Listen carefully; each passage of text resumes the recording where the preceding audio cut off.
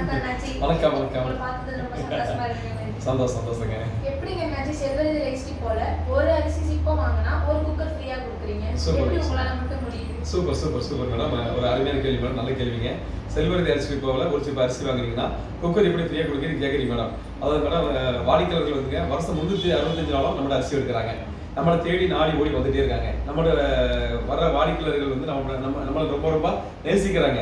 ஆனால் நான் அவங்களுக்கு இந்த ஆஃபர் வந்து எப்போதும் கொடுக்கறது இல்லை.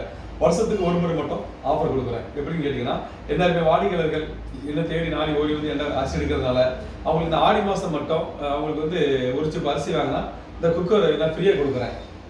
இந்த குக்கர் ஃப்ரீயாக நான் கொடுக்கறதுனால வாடிக்கையாளர்கள் மனசு ரொம்ப சந்தோஷப்படுது.